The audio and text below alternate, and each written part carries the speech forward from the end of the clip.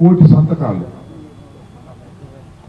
రాష్ట్ర వ్యాప్తంగా 175 నియోజకవర్గాల్లో కోటి సంతకాల సేకరణ చేసి ఇవన్నీ తీసుకెళ్లి గవర్నర్కి సబ్మిట్ చేయాలనేటువంటి ఒక ఉద్యమ బాటని జగన్మోహన్ రెడ్డి గారు నిర్ణయించి అమలు చేయవలసిందిగా మా అందరికీ చెప్పారు. ఏమిటి ఈ కోటి సంతకాలు, దీని కథ ఏంటి, దీని వ్యవహారం ఏమిటి అనేది మీరందరూ తెలుసుకోవాల్సినటువంటి అవసరం ఉన్నది. దేనికోసం ఈ కోటి సంతకాలు మనం సేకరిస్తున్నాము అంటే, ఈ రాష్ట్రంలో ప్రభుత్వ రంగంలో ఉన్నటువంటి మెడికల్ కళాశాలలను, నిర్మాణంలో ఉన్న కొన్ని మెడికల్ కళాశాలలను, నిర్మాణం పూర్తయిపోయిన కొన్ని మెడికల్ కళాశాలలను ప్రైవేటు పరం చేసేటటువంటి కార్యక్రమాన్ని కూటమి ప్రభుత్వం, చంద్రబాబు నాయుడు గారి ప్రభుత్వం నిర్ణయం తీసుకుంది. ప్రైవేటు పరం చేయటువంటి పీపీపీ మోడల్. దీన్ని చంద్రబాబు నాయుడు గారు సమర్థించుకోవడానికి ప్రయత్నం చేస్తున్నారు. కానీ ఉద్యమం వచ్చిన తర్వాత ప్రజల్లో తిరుగుబాటు వస్తుందేమోననేటువంటి ఉద్దేశంతో పీపీపీ మోడల్ అంటే ప్రైవేట్ వాళ్ళకు అప్పచెప్పడం కాదు, ప్రభుత్వం కూడా భాగస్వామ్యంగా ఉంటుంది అనేటువంటి మాటలు మాట్లాడుతూ ఉన్నారు. వాస్తవం అది కాదు. మొత్తం దీన్ని ప్రైవేట్ పరం చేసేయాలి అని, ఎవరో నాబోటోడికి, బాగా డబ్బులున్నోడికి ఈ కళాశాలను అమ్మేయాలని, మేనేజ్మెంట్ ఆయన చేతిలో పెట్టాలని, ఫీజు నిర్ణయం కూడా వాళ్లే చేసుకునే విధంగా చేయాలని ఒక ప్లాన్ ప్రకారం నారా చంద్రబాబు నాయుడు గారు ఈ పీపీపీ మోడల్ తీసుకొచ్చి ప్రైవేట్ పరం చేయాలనేటువంటి ఒక ప్రయత్నం చేస్తున్నారు. ఈ కళాశాలలు, ఈ వైద్య కళాశాలలు ఎలా వచ్చాయంటే, జగన్మోహన్ రెడ్డి గారు ముఖ్యమంత్రిగా ఉన్న సమయంలో ప్రతి పార్లమెంటరీ నియోజకవర్గంలో ఒకటి, అంటే పార్లమెంటరీ నియోజకవర్గం అంటే జగన్మోహన్ రెడ్డి గారు పార్లమెంటరీ నియోజకవర్గాన్ని ఒక జిల్లా చేశారు. ఉదాహరణకి గుంటూరు జిల్లా. గుంటూరు జిల్లా అనేది 19 నియోజకవర్గాలు మేము ఉన్నప్పుడు ఉండేది. ఆ తర్వాత నేను శాసనసభ్యుడిగా ఉన్నప్పుడు 17 నియోజకవర్గాలుగా కుదింపబడింది. ఈ జిల్లాలో ఒకే మెడికల్ కాలేజీ ఉంది, అది కూడా ప్రభుత్వ మెడికల్ కాలేజీ. అదేదో చంద్రబాబు నాయుడు గారు పెట్టిందో, మనం పెట్టిందో, ఎవరు పెట్టిందో కాదు, అనాదిగా వస్తున్నటువంటి గవర్నమెంట్ కళాశాల, అదే జీజీహెచ్. దానికి అనుబంధంగా జీజీహెచ్ ఉంటుంది, దానికి కళాశాల ఉంటుంది. ఎక్కడ కళాశాల ఉంటుందో అక్కడ వైద్యశాల కూడా ఉంటుంది. ఇలాగే జీజీహెచ్ లాగా గుంటూరులో ఒకటే ఉండేది. ఇప్పుడు గుంటూరు 3 జిల్లాలుగా మారింది. ఒకటి పల్నాడు జిల్లా, 2 బాపట్ల జిల్లా, కొంత ప్రకాశం జిల్లాలో కూడా కలిపి.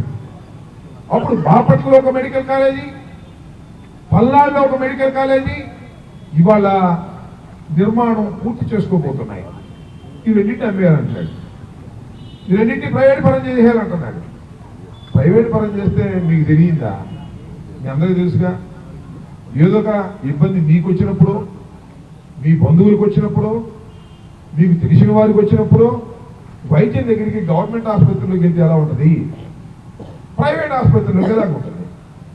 నా బోటాడు ప్రైవేట్ ఆసుపత్రిలోకి వెళ్తే బాగానే ఉంటుంది. కానీ పేదవాడు ప్రైవేట్ ఆసుపత్రిలోకి వెళ్తే వెళ్ళగలుగుతాడా? వెళ్ళలేడే. ఇవాళ ప్రైవేటు హాస్పిటల్ చాలా ఉన్నాయి మన గుంటూరులో. అక్కడ వెళ్ళగలుగుతారా? ఆ పేర్లు చెప్పలేదు బాబు. గవర్నమెంట్ హాస్పిటల్కి వెళ్ళగలుగుతారా? గవర్నమెంట్ హాస్పిటల్కి వెళ్తే కాస్త ఆలస్యమైన మందులు ఇస్తారు, వైద్యం చేస్తారు, డబ్బులు తీసుకోరు. అదే ప్రైవేట్ కళాశాలకు వెళ్తే, అదే ప్రైవేట్ వైద్యశాలకు వెళ్తే వెళ్ళేటప్పుడే ఓపీ రాస్తారు, డబ్బులు చేస్తారు, లోపలికి వెళ్ళిన తర్వాత మెడిసిన్స్ రాస్తారు, టెస్టులు రాస్తారు. అన్నిటికీ కూడా మనమే పే చేసుకోవాలి. అంటే ధనవంతుడికి ప్రైవేటు మెడికల్ ఫెసిలిటీస్ బాగుంటాయి. ప్రైవేట్ రంగంలో ఉండేటటువంటి ఆసుపత్రుల్లో ధనవంతుడికి బాగుంటాయి, పేదవాడికి బాగుంటాయి. దాన్ని దృష్టిలో పెట్టుకునే జగన్మోహన్ రెడ్డి గారు ప్రైవేట్ రంగంలో కాదు, ప్రభుత్వ రంగంలో ఉండాలి. ఆ ప్రభుత్వ రంగంలో ఉంటే అవి పేద ప్రజలకు ఉపయోగపడతాయి. ప్రైవేట్ రంగంలో ఆల్రెడీ ఉన్నాయి. నా బోటోడు వెళ్ళడానికి, డబ్బులు ఉన్నోడు వెళ్ళడానికి, డబ్బులు లేనివాడి కోసం చేస్తే ప్రతి జిల్లాలో ఒక కళాశాలను, ఒక వైద్యశాలను నిర్మించేటటువంటి ప్రాతిపదిక తీసుకొచ్చి పునాదులు వేసి ప్రారంభించి కొన్ని పూర్తి చేసి కొన్ని జాయినింగ్స్ చేసి ఉంటే వీటన్నిటిని అమ్మేయాలనేటువంటి ఒక దుర్మార్గమైన ఆలోచన నారా చంద్రబాబు నాయుడు గారి ప్రభుత్వం తీసుకుంది. దీన్ని ఆపాలి అనేది మా ప్రధానమైనటువంటి ఉద్దేశం, జగన్మోహన్ రెడ్డి గారి ఉద్దేశం, ఈ వైఎస్ఆర్ కాంగ్రెస్ పార్టీ యొక్క ఉద్దేశం. కొనే వాళ్ళకు కూడా చెప్పాం, అయ్యా ఎవరైనా మీరు కొన్నారా, డబ్బులు పెట్టుబడి పెట్టారా, మళ్ళా వచ్చేది జగనన్నే. జగన్ రాగానే మేము బయటికి గెంటేస్తాం, గుర్తుపెట్టుకోండి అని చెప్పాం. కొంటారో కొనరో చూద్దాం. అయినా ఈ లోపల ప్రభుత్వం మీద ఒత్తిడి తీసుకురావాలి. ప్రభుత్వం మీద ఒత్తిడి తీసుకురావాలంటే అనేక ఉద్యమాలు చేస్తున్నాం. మొన్న కూడా మీరు చూశారు, ఎంఆర్ఓ ఆఫీసులకు వెళ్ళి, ఎండిఓ ఆఫీసులకు వెళ్ళి, సబ్ కలెక్టరేట్కి వెళ్ళి మేమందరం కూడా మెమోరాండాలు ఇచ్చినటువంటి సందర్భాన్ని చూశారు. ప్రజాస్వామ్యంలో ప్రజాస్వామ్యయుతంగా ఉద్యమాలు నిర్వహించేటటువంటి కార్యక్రమం. ఇవాళ కోటి సంతకాలు సేకరణ చేసే కార్యక్రమం. ఇలా పేపర్లు పెట్టి గౌరవనీయులైనటువంటి గవర్నర్ గారికి అని పైన రాసి ఉంటుంది. దీని మీద కింద సంతకం చేస్తారు, ఇక్కడ సెల్ ఫోన్ నెంబర్ వేస్తారు, పేరు రాస్తారు, ఏ నియోజకవర్గం రాస్తారు, ఏ వార్డు రాస్తారు. ఇలా ఒక కాగితాన్ని పూర్తి చేసి మాకు ఇస్తారు. ఇవి కనీసం అంటే కనీసం ఒక్కొక్క నియోజకవర్గం నుంచి 60,000 అప్లికేషన్లు, సంతకాలు పూర్తి చేయాలని టార్గెట్ పెట్టుకున్నాం. దానిలో భాగంగానే ఇవాళ కోటేశ్వరరావు నాయకత్వం ఇవన్నీ చేశారు. ఆ సందర్భంగా ఒక మీటింగు ఎందుకు పెట్టాము, ఏమిటి కథ అనేది మీకు అర్థమయ్యే విధంగా చెప్పేదానికి ఒక అవకాశం దీన్ని తీసుకొని వాళ్ళు చేస్తున్నాం.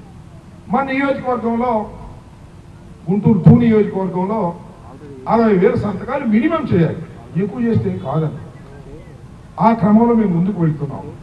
అది వచ్చే నెల 9వ తారీఖు పూర్తి చేయాలి. This is the target. దానిలో భాగంగా అన్ని వార్డుల్లోనూ, ఇప్పుడు మన వార్డు కార్పొరేటర్లు వచ్చారు కదా, అన్ని వార్డుల్లోనూ వాళ్ళు తీసుకువెళ్ళారు, సంతకాలు పెట్టిస్తున్నారు, తీసుకొచ్చి నాకు ఇస్తున్నారు. సంతకాలు పెట్టించేటప్పుడు కొంతమంది పెట్టరు, నో ప్రాబ్లం. తెలుగుదేశం వాళ్ళకి ఇష్టం ఉండదు, డబ్బులు ఉన్నవాడికి ఇష్టం ఉండదు. ప్రైవేట్ పరం అయితే నాకు బాగుంటుందిలే, డబ్బులు అవతల వారేస్తాను అనుకుంటాడు. ప్రతి పేదవాడు దీని మీద సంతకం పెట్టాలని నాకు కోరిక. అందువల్ల నేను అందరికీ మనవి చేసేది ఏంటంటే, కార్పొరేటర్లు ఆల్రెడీ చెప్పాం, కార్పొరేటర్ లేని చోట పార్టీ అధ్యక్షులు ఉన్నారు, కొన్ని నియమించవలసినటువంటి అధ్యక్షులు ఉన్నారు. అక్కడ బాధ్యులైన వారికి చెప్పాం, ఇలా అట్ట తీసుకోవడం, ఇలా ఒక పెన్ను తీసుకోవడం, ఇద్దరు కుర్రాళ్ళని పంపించడం, ఇది తీసుకెళ్ళటం, వాళ్ళకి చెప్పడం, అయ్యా ఇది పరిస్థితి, సంతకం పెడతారా, పెడతాం, పెట్టండి, సెల్ నెంబర్ వేయండి, మీ వార్డు ఏంటో చెప్పండి, సంతకం పెట్టండి, తీసుకురండి. మేము సంతకం పెట్టాం. మేము డబ్బులు ఉండేవాళ్ళం, మాకు ప్రైవేట్ కళాశాలలే కావాలి, ప్రైవేట్ ఆసుపత్రులే కావాలి అనుకున్నాను. పెట్టమాకు, మనకేం అభ్యంతరం లేదు. లేదా తెలుగుదేశం మేము పెట్టమంట, పెట్టమాకు, మనకేం అభ్యంతరం లేదు. కానీ ప్రతి వాళ్ళని అడిగి సంతకం చేయించుకోవడం ద్వారా ఇది ప్రజా ఉద్యమంగా రూపుదిద్దుకోవాలనేది మన ప్రధానమైనటువంటి ఉద్దేశం. అది ఇంకా 10 రోజుల పాటు టైం ఉంది కాబట్టి 60,000 పైనే పూర్తి చేయాలనేది నా టార్గెట్. 60,000 పైనే అవుతాయి. ఇప్పటికీ వాస్తవంగా 30,000 నాకు రీచ్ అయ్యాయి. ఒక 55,000 ఇంకా పెండింగ్ లో ఉన్నాయి. అచ్చాలంగరెడ్డి దగ్గర, సుబ్బారెడ్డి దగ్గర, లేకపోతే ఇంకోటి దగ్గర, యువనస్ దగ్గర అట్లా ఉన్నాయి. ఇవన్నీ కూడా నిదానంగా వస్తాయి. మొత్తం 60,000 పైచీలుగా పూర్తి చేసి నా బాధ్యతగా, మీ బాధ్యతగా మన గుంటూరు 2 నుంచి జగన్మోహన్ రెడ్డి గారికి ఇస్తే, ఇవన్నీ తీసుకెళ్లి గవర్నర్ దగ్గర ఇచ్చి ఒక ప్రజా ఉద్యమాన్ని నిర్మించాలనే ఉద్దేశంతో చేస్తున్నటువంటి కార్యక్రమంలో మీ అందరూ భాగస్వాములు కావాలని నేను ఈ సందర్భంగా విజ్ఞప్తి చేస్తున్నాను. దానికోసమే ఈ కార్యక్రమాన్ని వాళ్ళ కోటేశ్వరరావు పెట్టాడు. మీ అందరితో మాట్లాడేటువంటి అవకాశం కల్పించాడు. చాలా సంతోషం అని కూడా ఈ సందర్భంగా నేను చెప్పదలుచుకున్నాను. ఇంకా ముగించే ముందు ఒక విషయాన్ని చెప్పాలని నేను అనుకుంటున్నాను. ఏంటంటే, ఇలా మీటింగ్లు పెట్టినప్పుడు ఇదిగో ఇలా బ్యానర్లు పెట్టుకుంటుంటాం, అవును కదా, ఆ రోడ్డు మీద కూడా బ్యానర్లు కట్టుకుంటాం. నాకు అర్థం కావట్లే, బ్యానర్లు పోలీసులు వచ్చి పీకెళ్తున్నారు, కమిషనర్ వచ్చి పీకెళ్తున్నాడు. పొద్దున అదే జరిగిందంట ఈ వార్డులో. ఎవరు పీకెళ్తున్నాడు? వైఎస్ఆర్సీపీ మాత్రమే పీకెళ్తాడు. అదే తెలుగుదేశం వాళ్ళు పెట్టిన పెద్ద పెద్ద కటౌట్ వాటి ఏం మాట్లాడరు. ఇక్కడే కాదు, ఏమంటది మొన్న మధ్యన మన 25 కాదు, మన ఈయనే మన ఎవరు మన యేసురత్నం గారు కూడా 25లో ఇట్లాగే కటౌట్ పెట్టి ఎస్ఐటి తీసుకెళ్ళాడు. సిఐ వాడికి ఏం పోయా గారు, సిఐ వచ్చి ఏం చేయాలి, దొంగలు పట్టుకోవాలా లేదా తప్పు చేస్తుంటే అరెస్ట్ చేయాలా? ఫ్లెక్సీలు మోసే కర్మ ఏంటో నాకు అర్థం కాదు. సిఐకి ఎస్ఐకి డిఎస్పీకి ఫ్లెక్సీలు మోస్తారా? ఈ కమిషనర్ ఫ్లెక్సీలు తీయమంటాడా? ఏమైనా తీయమని మనం తప్పలేదు, కమిషనర్ చెప్తున్నా నేను. నువ్వు అధికారి, పార్టీ మనిషి కాదు. పార్టీ మనిషి అయ్యావేమో మాకు తెలియదు, నువ్వు అధికారి. తీసేయి, మా ఫ్లెక్సీ తీసేయి, తెలుగుదేశం ఫ్లెక్సీ కూడా తీసేయి, ఎమ్మెల్యే ఫ్లెక్సీలు కూడా తీసేయి, మొత్తం తీసేయి రెడీ.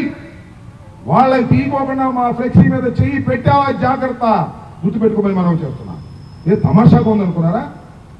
వాళ్ళ ఫ్లెక్సీలు తీసినప్పుడే మన ఫ్లెక్సీలు తీయాలి, లేకపోతే నేను చెప్తున్నా కమిషనర్కు వార్నింగ్ ఇస్తున్నా, నువ్వు మరొక్కసారి మా ఫ్లెక్సీలు తీస్తే ఈ గుంటూరులో వేల సంఖ్యలో ఫ్లెక్సీలు కట్టిస్తా, గుర్తుపెట్టుకోమని మనం చెప్తున్నా. నేను పిలుపునిచ్చి వైఎస్ఆర్ కాంగ్రెస్ పార్టీ కార్యకర్తల చేత వేల సంఖ్యలో ఫ్లెక్సీలు వేయించేటువంటి కార్యక్రమాలు చేస్తా. ఏదో అధికారం ఉంది ఉంటే వాళ్ళ తరపు తప్పు లేదు, నీ ట్రాన్స్ఫర్ కోసం మరొక దాని కోసం. ఫ్లెక్సీలు వేస్తే వేసుకుంటాం, మీటింగ్ అయిపోయిన తర్వాత తీసేసుకో. ఎవరు లేదన్నాడు? ఏంటి ఇది నాకు అర్థం కాదు. నేను కలకాలం కటౌట్లు పెట్టి పెట్టలేదు కదా.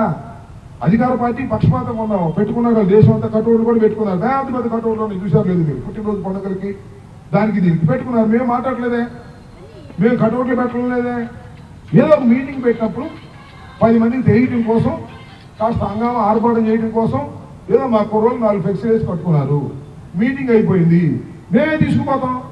మేము తీసుకుపోలేదు, నువ్వు తీసుకుపో, అభ్యంతరం లేదు. కానీ కక్ష కట్టి తీసుకెళ్లేటటువంటి ప్రయత్నం ఒక ఉద్యోగి చేస్తే చేతులు కట్టుకొని వైఎస్ఆర్ కాంగ్రెస్ పార్టీ కూర్చోదనే విషయాన్ని దయచేసి అధికారులు గమనించాలని కూడా ఈ సందర్భంగా నేను మనవి చేస్తున్నాను. కాబట్టి పక్షపాత ధోరణితో ఉండండి, తప్పులేదు. కానీ ఎంతవరకు ఉండాలో అంతవరకే ఉండాలి. ఈ ప్రభుత్వాలు శాశ్వతం కాదు, ఇక్కడ ఎమ్మెల్యేలు శాశ్వతం కాదు, ఇక్కడ మంత్రులు శాశ్వతం కాదు, చంద్రబాబు శాశ్వతం కాదు, లోకేష్ శాశ్వతం కాదు. అప్ అండ్ డౌన్ మారుతూ ఉంటాయి. మళ్ళీ మేము అధికారంలోకి వస్తాం, జగన్మోహన్ రెడ్డి ముఖ్యమంత్రి అవుతాడు, మేము ఎమ్మెల్యేలు కావచ్చు, మంత్రులు కావచ్చు. ఆ రోజు మీ పరిస్థితిని అడుగుతా ఉన్నా.